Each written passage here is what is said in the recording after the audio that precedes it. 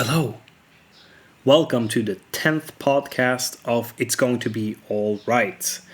My name is Niklas, and today I am alone. Clayton could not be here today, unfortunately, because this is our anniversary, 10th episode. The only thing that I have to celebrate this anniversary with is a glass of water because it's 25 plus Celsius. I have to have my window open, so you might be able to hear some birds, maybe some traffic. I live next to the train station, so there's probably going to be a train that will pass in a little bit, but that doesn't really matter. I thought that since it's only me today, I am going to tell a story, and hopefully this story will be useful for all the students that are about to have their oral thesis defense. It is in a couple of days for a lot of you guys, so I thought that I could share some stories from my time as an oral examinator. Before I started to work at the NMBU, my job was at Østfold University College in the teacher education program. So, a little bit of backstory. I was a student in the teacher education program for a year. I took like a 1-year unit in pedagogy.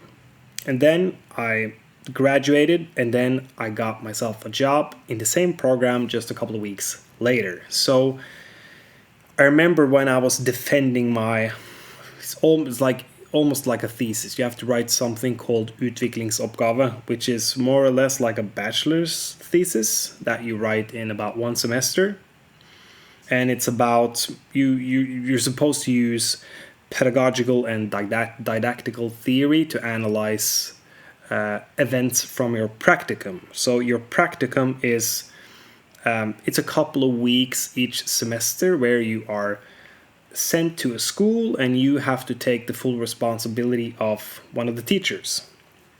So we were supposed to analyze whatever happened during that practicum.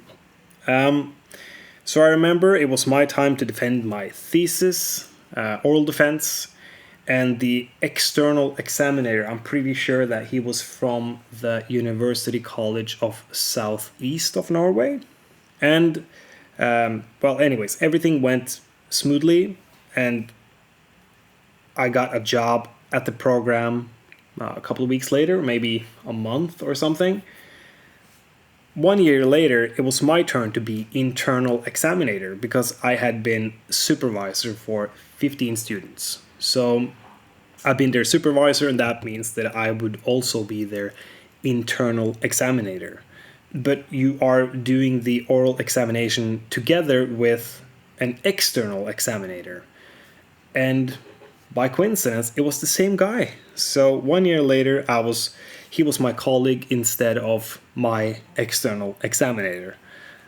So that was pretty cool, I think. And just a very interesting situation. So I'm not trying to say that I am extremely familiar with being an oral examiner. I was only the supervisor of 15 students, and I only done it once. So that means 15 examinations, including my own the year before. But I thought that I probably still have some experiences that might be useful to share and talk a little bit about. So just let me get my notes here. And I also thought that this could be a really nice little podcast to do, that it would almost be like the part 2 of podcast number 7, which is about defense preparation and public speaking. So this would be more about this would be more like the examinator's perspective or something, like inside info. First of all, I think it's important to remember that the examinators in most cases want you to do good. So they want to create a situation where you feel comfortable, because that's when people perform the best. Like being a little bit nervous is good because it gets your adrenaline going, but too much and that can destroy the presentation. It can make you so nervous that it's difficult to find the right words and express your inner thoughts. So I tried to create a situation where they felt calm, or at least as calm as they could, so I would get the most out of them, and that they would feel after the oral exam that they did as good as they could do. So usually what happens is that the student comes into the room and we would immediately try to make them calm. The way would, and not only make them calm, but also try to like check how nervous the student was. Some of them were extremely nervous, so we could tell right away because they were stiff as a log and white in the face. But some of them seemed relatively calm, or they had almost like a nondescript expression on their face, so it was a little bit difficult to read. So then we would try to break the ice a little bit. And I don't know if I told this story before, but I remember when I did my oral exam in pedagogy, I think I think they started to talk about like tiki lamps, or like decorative garden lamps, and that we could carve out a watermelon and then put a light inside of it and then use that as kind of like decoration. For some reason so we talked about that for a couple of minutes, and then the oral examination started.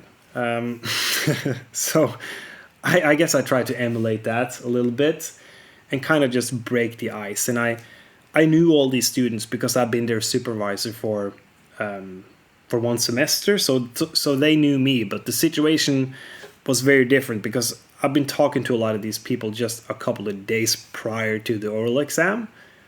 But now it was a different situation. So some of them almost acted like they didn't even know me because they were so nervous. So I was trying to, play around a little bit and sort of make them loosen up a little bit.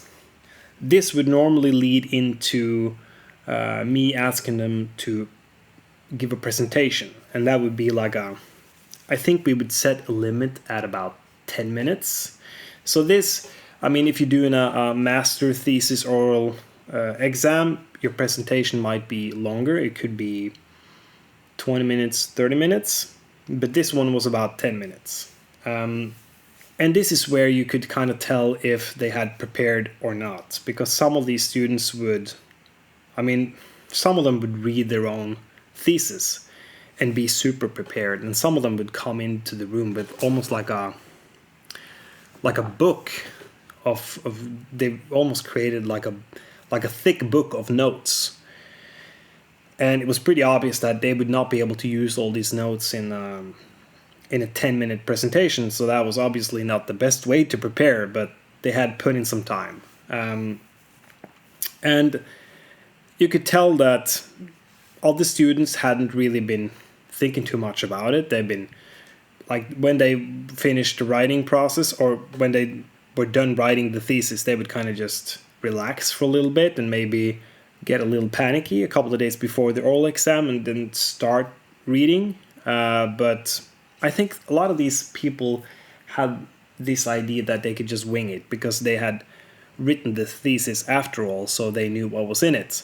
The problem is that a 40-page thesis includes a lot of different information and very specific things. So if you don't practice that, it's very hard to remember all the different aspects.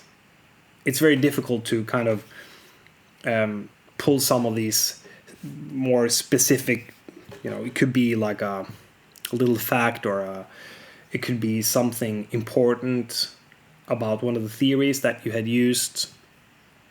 The thing is that they would kind of think that winging it would give them the opportunity to be a little bit more flexible.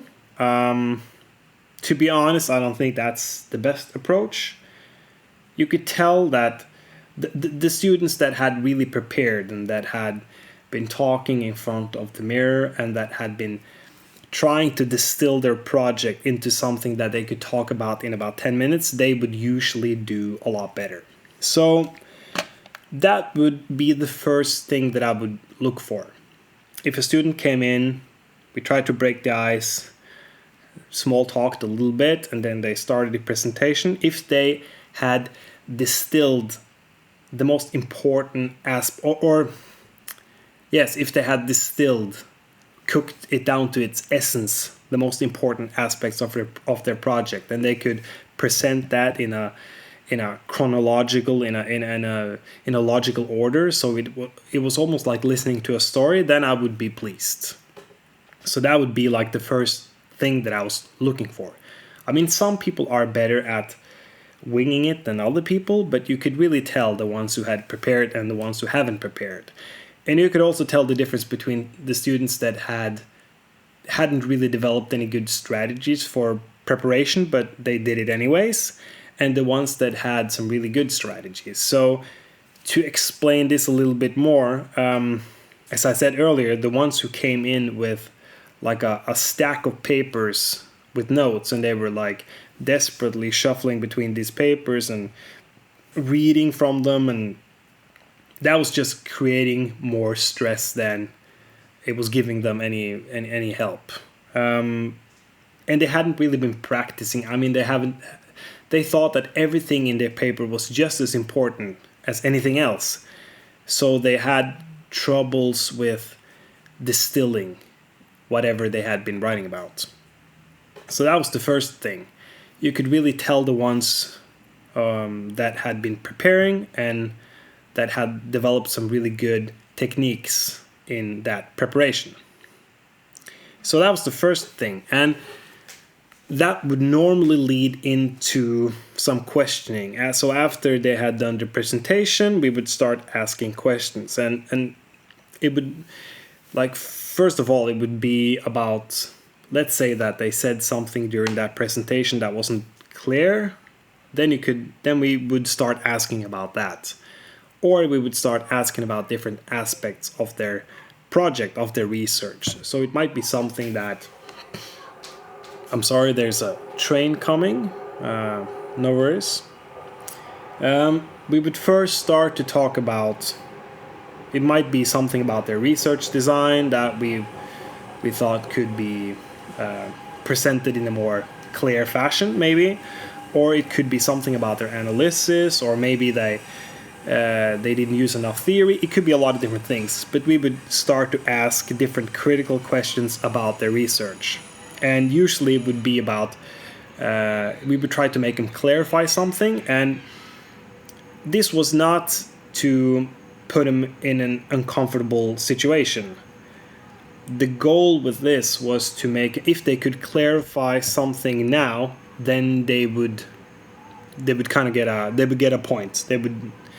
That could make them get a higher grade, because the thing is that, let's say that you get a C on your thesis, on the written paper, and then you get a B on the oral exam. Then you will get a B. So you can only go up. You cannot go down. So by asking them to clarify, this would be a way for them to get a better grade. If they could explain it, if they could connect some of these, let's say, theories or results from their research to something else, then that would be an opportunity for them to get a higher grade. So this was not really about trying to get them to get stuck or something. This was all about trying to it was all about giving them another opportunity to explain. So this would gradually turn into just questions about pedagogy in general. And the way we would do this is that first we would kind of ask about the project, and then we would start asking questions like, what if you use this theory instead? Or how could you connect the theory that you had been using to something else? Or, but what if this happened during your practicum? How would you analyze that using the theories that you already have applied? So this would be a way for us to create a bridge to other parts of the curriculum. And the students that were doing good, they would start doing this by themselves. So first they would do the 10-minute presentation, and then we would start to ask questions. And that's where they could kind of get in charge. They could start explaining something, and then they could connect that explanation to different theories or results from other research or whatever, just to, because then they take the steering wheel in a way. They take control of the situation. Because if then we could as examinators kind of just lean back and relax and listen and see how many different things they could connect in a reasonable fashion. And a lot of times I had like a list for each student. It could be 10, 15 questions that I had formulated in advance. And sometimes I could just, they would answer these questions on their own. So some of the good students would kind of answer everything, and I was left with only a couple of difficult questions in the end, or some. Well, they didn't have to be difficult, but sometimes the student would answer, 7, 8, or 10 questions just by starting to connect their research to other things on their own. And that's where, if you prepare and you know what to say, you could create a situation where the oral exam turns into a conversation with the examinators. And I experienced that a couple of times. My own oral exam turned out that way, which was very fun, and it was a very good thing for me. But I also experienced that as an examiner, where some of these students would say something interesting or connect theories in an interesting way that I hadn't thought about before, or they would analyze different situations from their practicum in a way that was just something new for me. So that would create a really interesting situation where we would start to have almost like a philosophical conversation. And that's something that would, in most cases, that's really good for the student. Like in most cases, that will turn out, that will give them a really high grade. Then they show the examinators that they know what they're talking about. They know how to connect it to other parts of the curriculum. They show that they're interested and that they can, that they think, or how am I going to say this? They show the examinators that they are interested in their own field and that they can see beyond their own project. Oh, but I could have done this. I could have connected this with that, and that might have given a totally different set of results. So that is something. Then you show the examinators that you have the mind of a researcher, and that will, in most cases, give you a really good grade. So at this point, we would gradually go over to more abstract, or not abstract, but just questions about pedagogy in general. This would almost like a quiz. So we would gradually move away from their project, from their thesis, to just pedagogy or didactics. Didactics is the science of teaching a specific, it could be math, it could be religion, it could be anything, but different techniques within one discipline. So it could be a conversation about that. And it would get gradually more difficult until the end of the oral exam. So one thing that is important to remember is that not everybody does it like this. So this was only my style, and the guy that I was working with, he also liked to do it the same way. But another thing which is important to remember is that if you get stuck, you will probably never get to this part of the oral exam. So I experienced many students that didn't get that far. They maybe they presented their own research poorly, so we would focus on trying to ask as many questions as possible in order to make them, to help them present their research. in the best way possible. And then we didn't have time for this, pedagogical quiz. It was only the students that did fairly well or really good that got to this stage of the oral exam.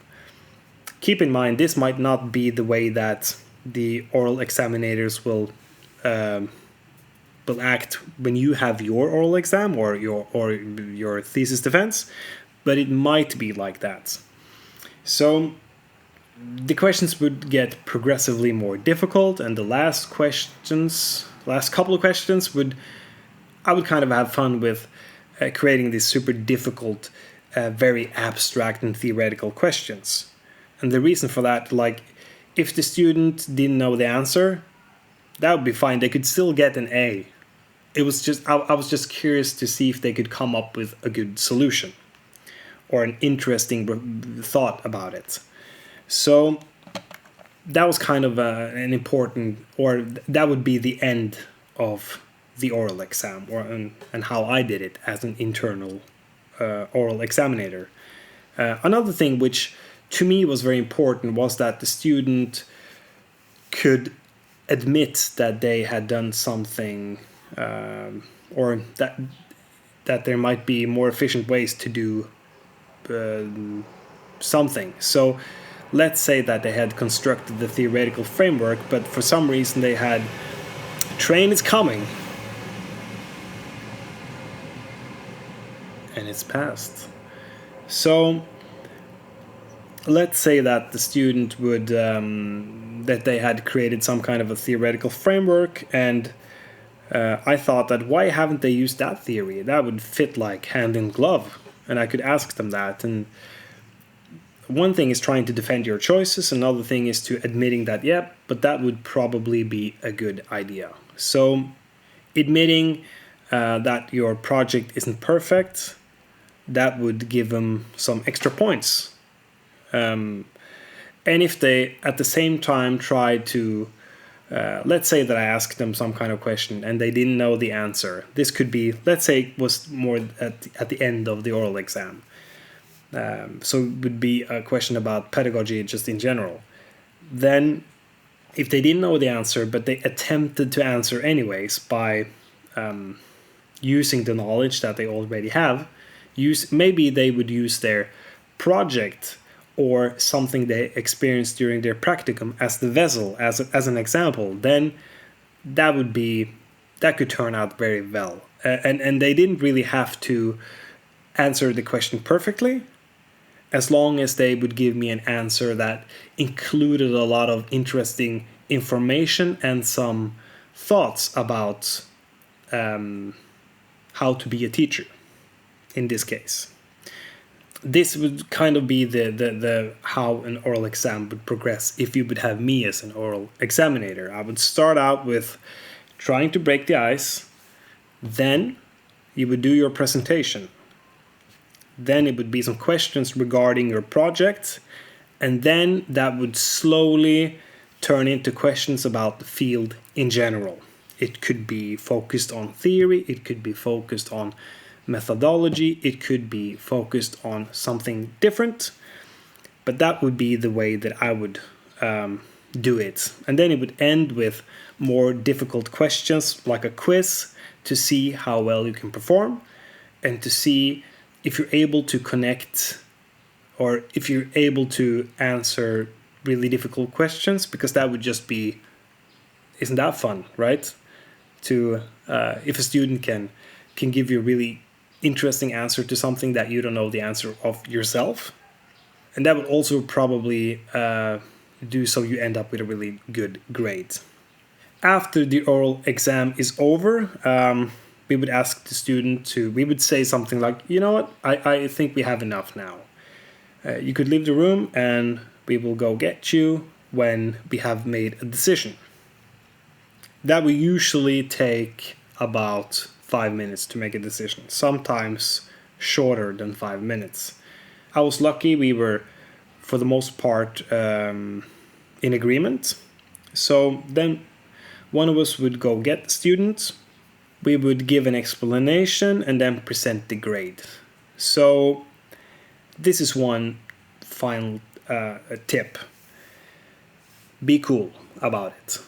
Be professional, be polite. Because I told you in the beginning that I got a job in the same program that I was a student at just a couple of weeks after I graduated. So if I didn't come off as a professional in that oral exam, I might not have gotten the job. So think about it this way. Let's say that you get a grade that you're not pleased with. Keep calm. Ask them what you could have done better. Show them that you are willing to improve and that you are a professional. Because this might be affecting your professional life after you're done as a student.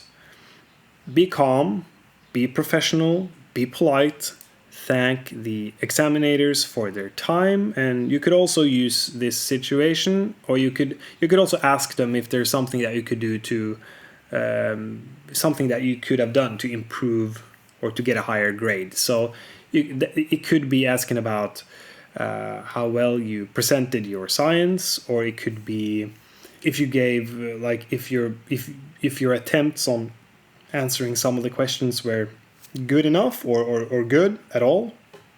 That would be useful questions to ask before you say goodbye to the examinators and you hopefully enjoy your vacation. That's it for this podcast. I hope that my experiences as an examiner was useful for you. Prepare and plan and practice your presentation before the oral thesis defense. You should also quiz each other because that will help you answer all these different questions that might come.